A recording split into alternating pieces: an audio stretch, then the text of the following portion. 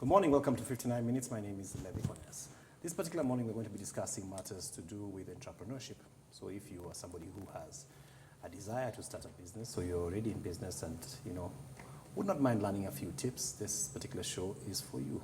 To join me in that discussion about the challenges of startups, two ladies are entrepreneurs in their own rights, and they have navigated the length and scope of business and are willing to share their journey. And so join me in welcoming WANJIKU, WAIRIA, WANJIKU, WAIRIA. Yes, thank you very much, and SHEILA, MAINGI. Yeah, glad to have you. WANJIKU, tell us, what is your business background and what do you do? Oh, wow. I'm a serial entrepreneur and I believe entrepreneur by heart. So I've been in business for right about 23 years now. So no counting, other things. And I'm a strategic advisor. So I advise boards and organizations on matters leadership, on matters training, on matters scaling, on matters strategy, on matters fundraising, and most importantly, how to compound productivity that impacts the bottom line, which is profitability. Wow, those are many words. That's what I do. But yeah, we get it. SHEILA. So I'm SHEILA MAINGI. I'm the Executive Director at Essential Bargains East Africa Limited and Nuru Cleaning Services. I have been in business since 2015. Yes. Glad to have you both here. Thank you.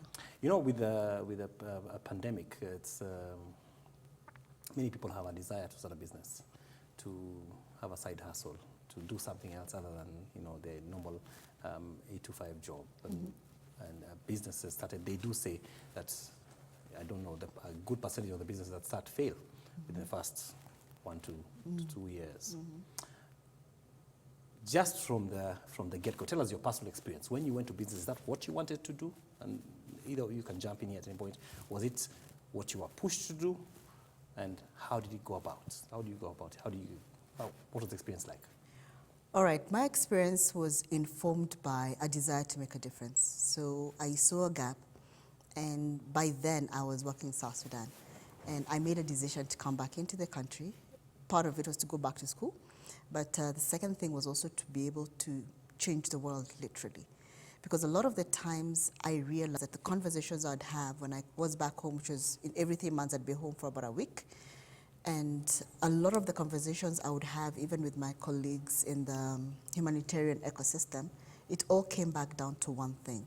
Why do I exist, and what is that thing that I can do to make a difference? Now, being in the humanitarian space is very easy to answer that question, because then you wake up every day and whatever you do is changing a life, is improving a community, it's building an ecosystem.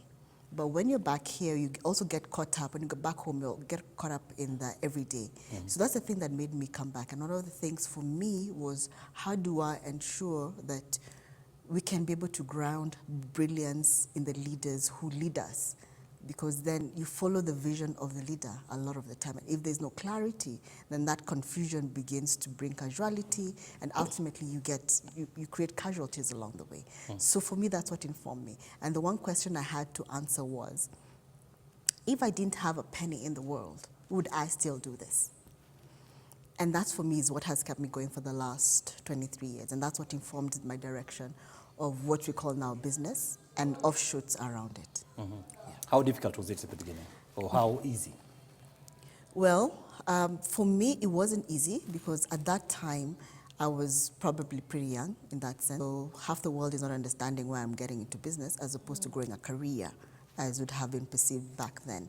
And then also because I come from a very humble background as well, the expectation would be, get a good job. You already have a good job. So grow and bring everybody out of, the downside of the kind of life we're living. So first, that was not easy in that sense.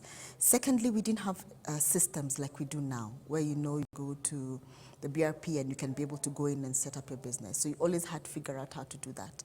So registration was also definitely a problem. How you're going to build your market was definitely a problem, because at that time, businesses were known to be big businesses and or juakali. So you either fell in one of those two areas.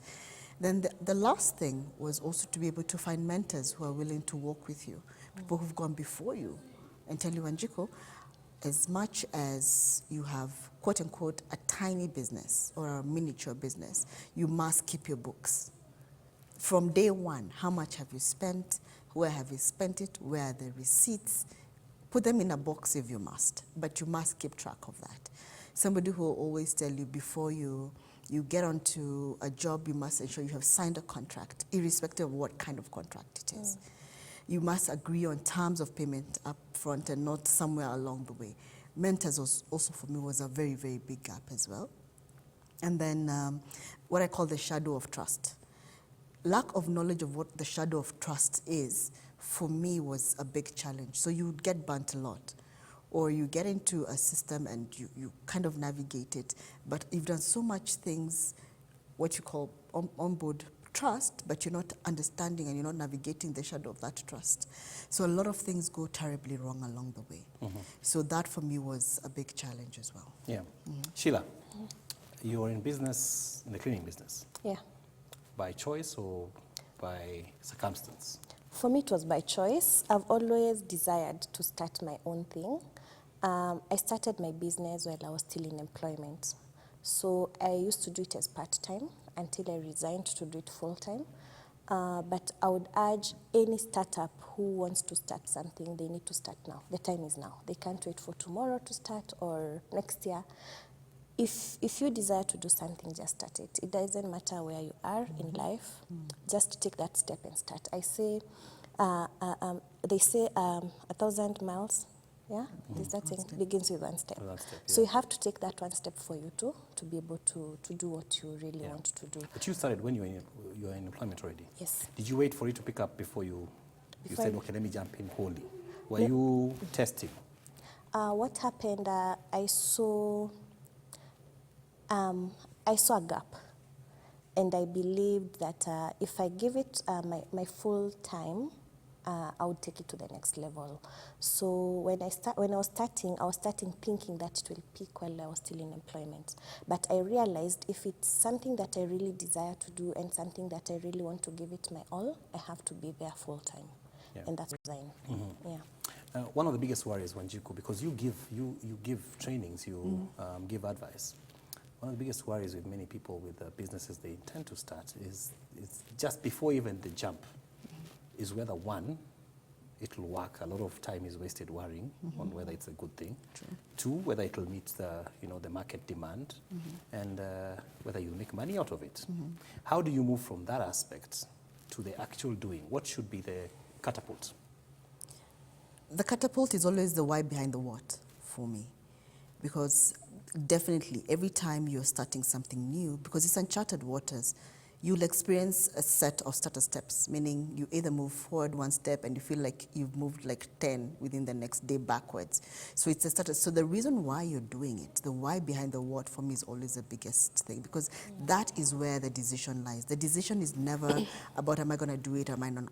That is really a 3-second issue, that I'm going to go out and I'm gonna lunch. It's really a 3 seconds. Like, why are you having lunch? Are you hungry? Are you going for a meeting? What is it about this lunch that you're having? So the why behind the what is the most important. And if your why is big enough, Conness, everything else falls in line. The price begins to be minuscule. Because yes, you could have a greater opportunity. I give an example of the people who are in the mask business right now. When we started off with Corona, I mean, it was a big opportunity, and the kind of mask, irrespective, it was a big business. Yeah. And there were fancy masks. Yes. Costly masks. Yes, and costly masks, yes. Yeah. But I've been following that specific industry, not because I'm interested in it, it's just how it's evolving. And right now, I have a nice face shield that doesn't fog, it allows me to do a lot more. So we still have our traditional, 3-ply masks, which are very important. But we all have all these other variants which are coming out. And the question is, how innovative are you? And that is what feeds, your innovation is fed by your why. You go into the market today, this is not working. Or this part of the market is flooded. What am I going to do? Because your why is important, it begins to illuminate other opportunities for you. So that is what I say for me is the biggest ingredient. Why are you getting into this? If you're getting into this because I see Sheila is making money out of cleaning, and maybe I would not be bothered to know what detergents cleans what. And I say, I'll get experts to do it. I might succeed for a period, but when the market begins to shift, or the industry begins to shift, Sheila will have re-innovated and anticipated things that I will not have anticipated. And my share in the market is gonna sink. So the why you're doing this is important. The why. Yes. And it cannot be about the money. The money will always follow you. Yeah. People say it's easy to say that in a sentence, yet we want to live and eat. And Trust me. Surely it must be a factor because... Believe you me, every single time I've thought about something because of the money, it has always got pear-shaped. I remember the postal election violence. I almost shut down, actually. And maybe we'll come into, like challenges of the journey at that time. But because the why for me was so important, I ended up, yes, I had a stretch there that was really tough, but I rebounded very gently. And even around that time, there were still people who knew the value that I would deliver and would still come to bring me business. Yeah. And even now as I grow, as much as I have downsized some of the service I provide, and in a way to say, you know what, I'm not doing this as much anymore, and put a premium on it so that I don't have so much foot traffic in that area, the people will still come and say, no, it's okay, we're happy to pay the premium, WANJIKU. So when you put your heart and soul into the why again, the money will always follow you. Yeah. Let me ask Sheila, because you went into a business that's, there are many cleaning businesses. Yeah.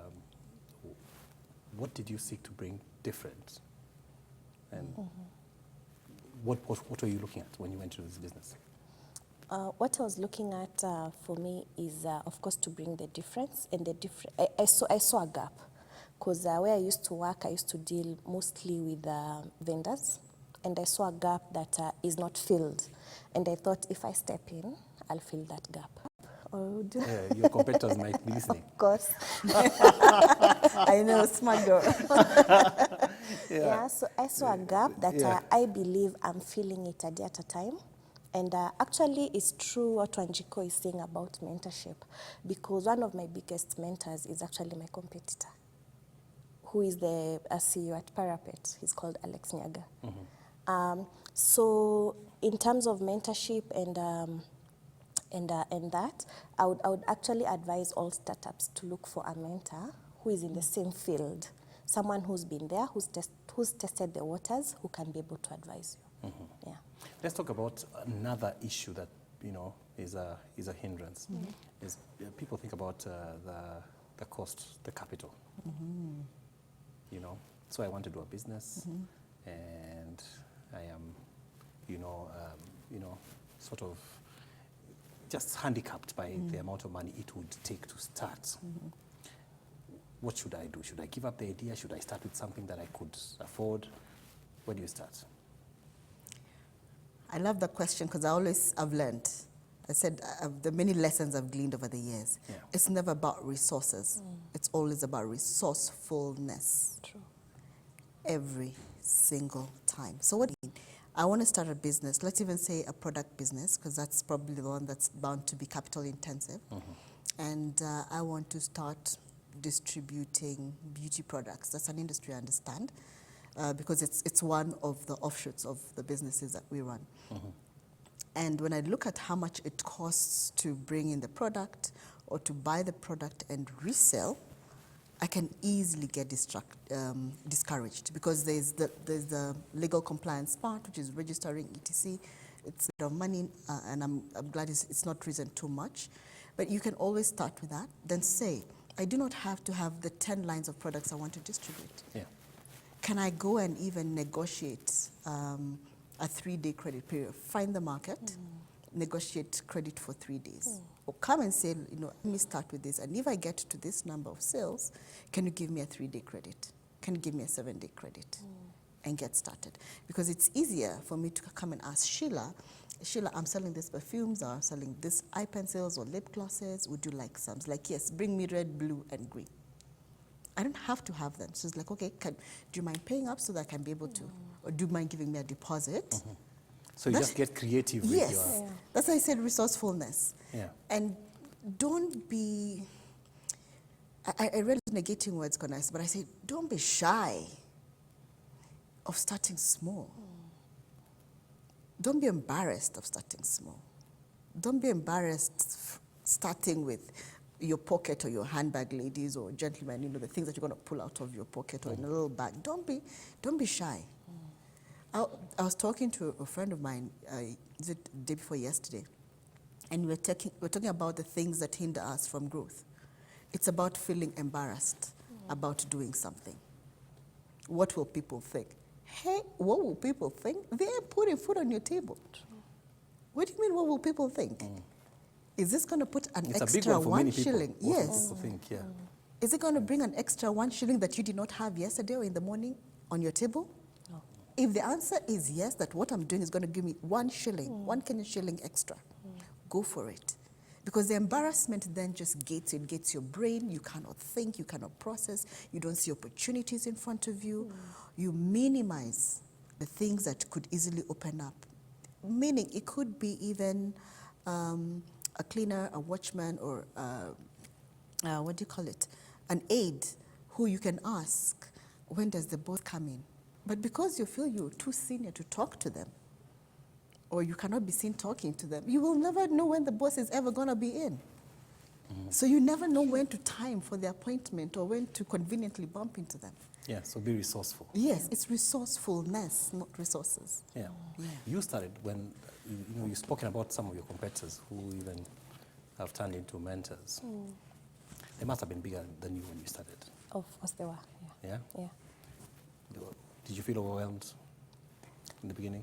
Actually, no, because I knew what I wanted, and I knew for me to get to where they are, I must humble myself and ask them how they started. It's always about just what WANJIKU has said about not being shy. Just go know your market, know what you want, and talk to someone. They'll always be there to answer. Yeah. Not being shy. Not being shy. In fact, we say biashara haina aibu. Yeah. Haina aibu. Yeah, you made me think about those hawkers who are so persistent. Yeah. Yeah. And, I have found myself buying from some guys who just, because of the way they talked.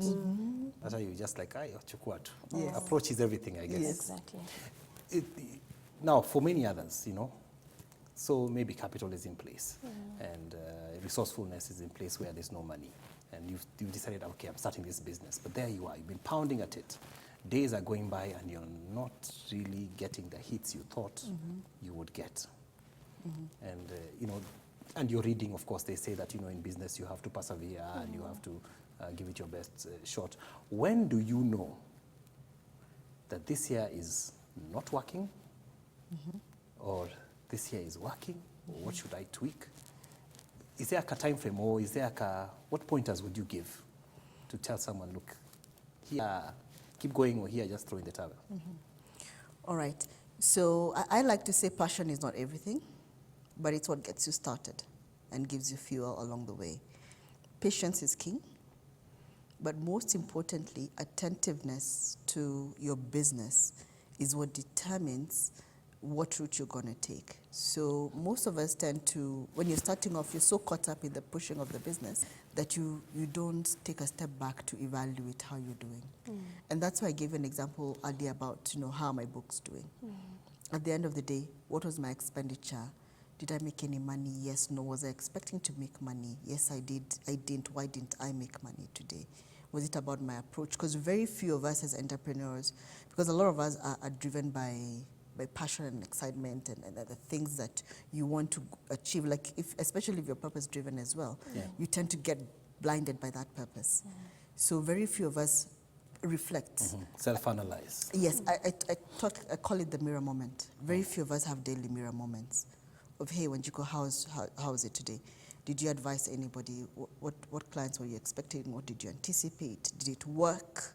And don't say yes because you are having your client said that you did a good job. No. What if you're overly critical and you send yourself into a... No, you see, the thing is, if you're objective, every person knows when they rocked up and did a good job at something. Everyone knows. So like WANJIKU, there you advised, well, but what didn't you do? You created that hamper today for it was a birthday or Valentine's, whatever it was it the best possible hamper you could have created? Was it the best value to the client and to yourself? If you ask those questions, and I ask them questions in duality, it's not just about you, it's also about the person receiving the service or receiving the product or experiencing you as the leader of the business. Because you see, that also could be what is affecting you. Maybe you don't pitch well, so why are you insisting on going to pitch? Let your team go and pitch. Maybe you don't negotiate well. Give them the guidelines and let them go and negotiate. I mean, I know, I don't like numbers that much. I only like them when I'm being paid and buying shoes. Those are only 2 times I like. But because I'm aware of that gap, there is someone therefore in my business who's very critical and very clean about, numbers. And it will never be that, WANJIKU, you cannot get that new gadget that you need. The question is that when is the right time to get it? Is it devalued enough to the point that we can now justify getting a new computer? Or do you have new needs for that piece of equipment that require us to upgrade it? Yeah. So you do need to know the areas that you're good at and those that you're not. And that's where that evaluation comes in. And I initially, of course, when I started, I used to do it probably once a quarter, but I realized the value of doing it daily. Yeah. It sobers me up, it grounds me, and helps me plan for my next move. Yeah. So ask yourself questions. Do you do that? I do that. I remember when I started, I approached, because I attended courses, and in the courses, one of the key things that I picked is work with professionals, so that you can know when you're going down or when you're going up. So what I did, I approached a few professionals to do it on pro bono. Like I approached accountants, I approached strategy people to just look at my strategy, because I broke down my strategy. I had a 1-year strategy, which I broke down in 3 months. Then I remember the accountant told me, be bringing your books every quarter, we just have a look. So I would just go through my books every week so that I make sure I'm in line. So that when I take the books to the accountant, they're in line with what I also want. So I would advise startups to just look for advisory, pro bono people for advisory, for advice each and every day. Yeah. People who can challenge you and poke holes in your thoughts. Correct. I still have my advisory board who are sitting there on pro bono. They don't mind because they can see the growth of the company. Yeah. Yeah.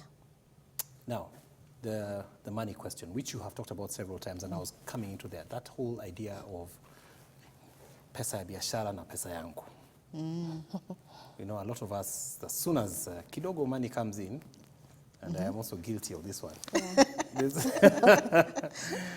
We can't resist, dipping in it and using it for personal use. How important is it to create that discipline, and when should you start, and how should you start? It's very critical, in my opinion. Looking back, as I said, my background dictated that when I was a lot younger, I was doing some sort of business. But when I remember a principal, this is my mom who told me this a long time ago. She's like, WANJIKU, if you're going to make cakes to sell in school, there's certain things that you must do. Once you get your money, you must remove how much it will cost to make the next cake and put it aside. You must make sure that you tithe. She's a Christian, so she always said, so of course, I always had that conversation, gross or net tithing.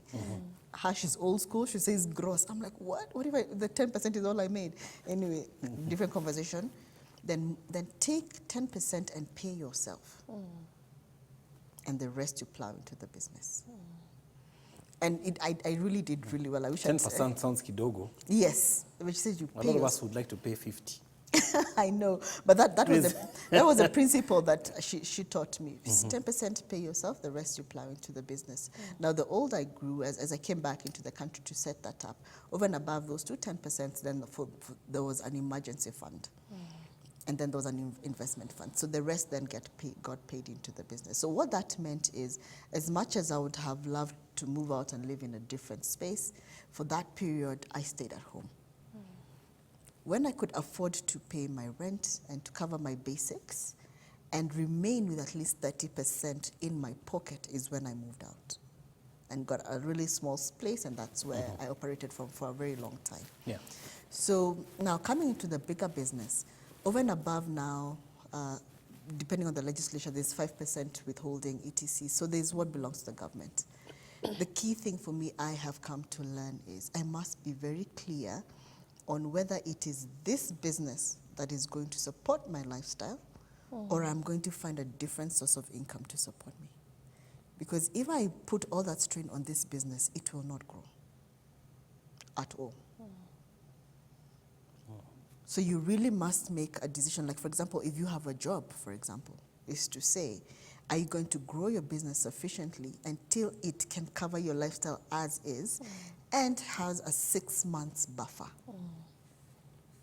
To say, because you're not going to step out today and you're going to start earning exactly the same.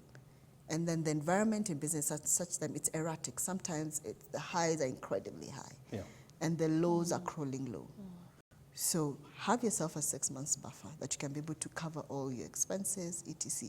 And when I say expenses, a lot of us think of the basics of, rent, food, I don't know, fuel, those things. Add your entertainment in there, because it's your entertainment that's going to kill your business.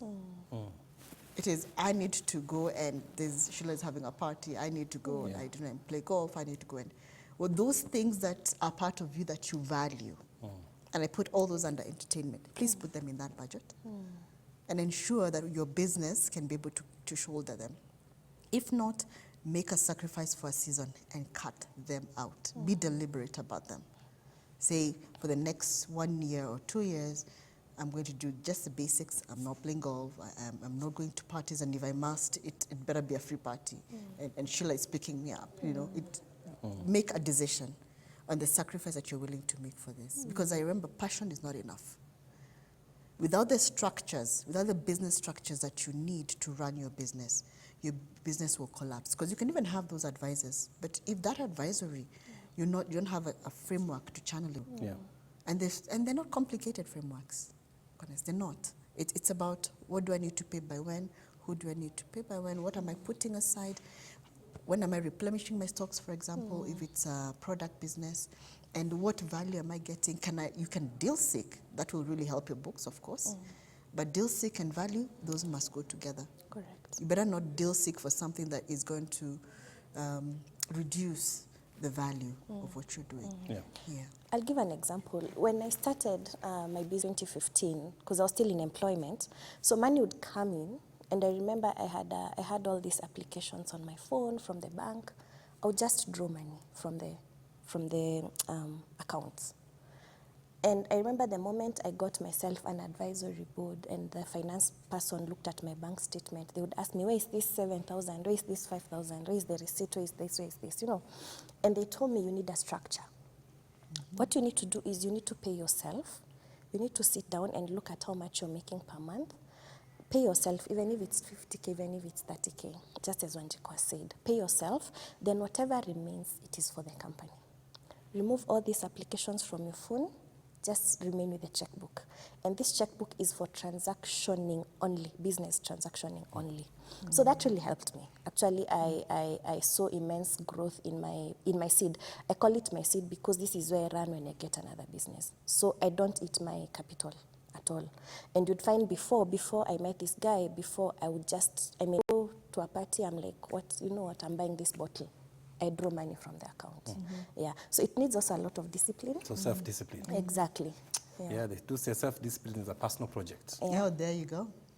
Exactly. No one can come in and teach you that one. No. And you also have to be intentional. You have to be intentional, because I can be advised not to draw money from my account, and if I'm not intentional about it, I'll still draw. After all, it's in Yako. Exactly. Exactly. But if you have if you know what you want for your business, I don't think you'd take that risk after you've heard from professionals. Good advice. We'll take a break on that note. When we come back, let's talk challenges. Great. We'll be right back after these messages. Don't go away.